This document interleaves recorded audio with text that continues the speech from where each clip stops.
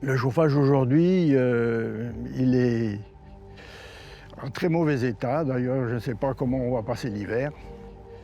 Il n'y a plus d'isolation. L'isolation a 50 ans, donc la laine de roche a complètement disparu. L'eau passe par là et va en dessous. Il n'y a pas d'autre solution. C'est tout l'enjeu des Briques Rouges, c'est de réussir ensemble à trouver une solution. Alors, je pense que j'ai compris et Enerlis doit pouvoir proposer des solutions au maire.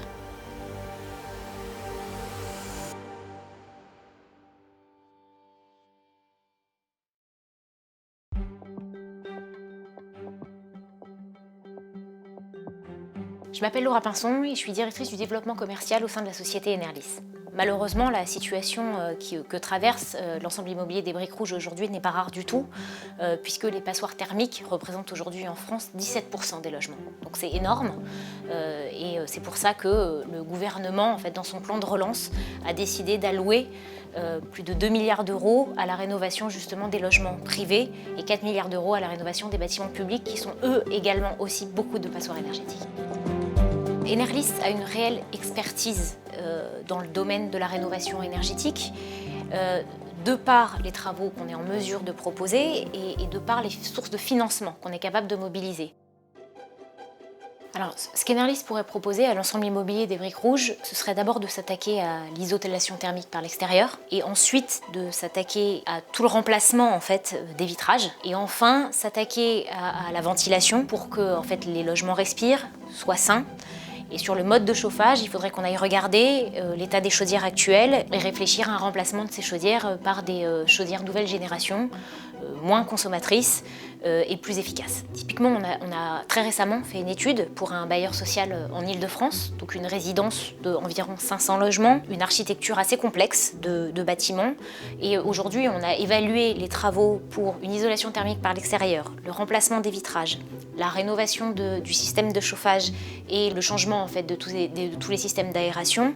On a évalué à 5 millions d'euros à peu près les travaux. Aujourd'hui, en mobilisant la taxe foncière sur les propriétés bâties, les certificats d'économie d'énergie, les subventions de l'ADEME et la participation du locataire, on arrive à un coût de travaux à peu près 1,3 million. Et une fois cette somme-là investie, un locataire qui avait l'habitude de payer annuellement 1 400 € de charges pour le chauffage et l'eau chaude sanitaire se retrouve à payer après travaux 700 €. Donc en fait, il diminue de 50% sa facture sur les deux postes les plus importants qui sont l'eau chaude et le chauffage. Dans notre fonctionnement et dans notre modèle, on choisit toujours d'accompagner le bénéficiaire, et là dans le cas présent les bénéficiaires, c'est-à-dire d'aller sensibiliser les locataires, leur expliquer ce qu'on va faire comme type de travaux sur leur bâtiment, ce que ça va leur apporter et en fait ce qu'ils vont y gagner, puisque sur de tels travaux, bien sûr qu'ils auront des nuisances pendant la durée des travaux. Ce que nous souhaitons mettre en place, c'est une vraie sensibilisation en amont, une sensibilisation pendant et une sensibilisation après. Et permettre ainsi, c'est peut-être un peu fort de dire ça, mais en tout cas un nouveau mode de vie et une nouvelle manière d'appréhender son logement et son bâtiment et son quartier. On apporte des solutions aux propriétaires du bâtiment qui lui va rénover son bâtiment et va lui faire un peu gagner en valeur.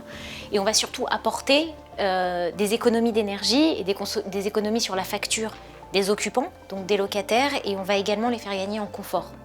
C'est ce qui pour nous est indissociable d'une rénovation énergétique. Réduire la consommation, mais également gagner en confort pour l'occupant.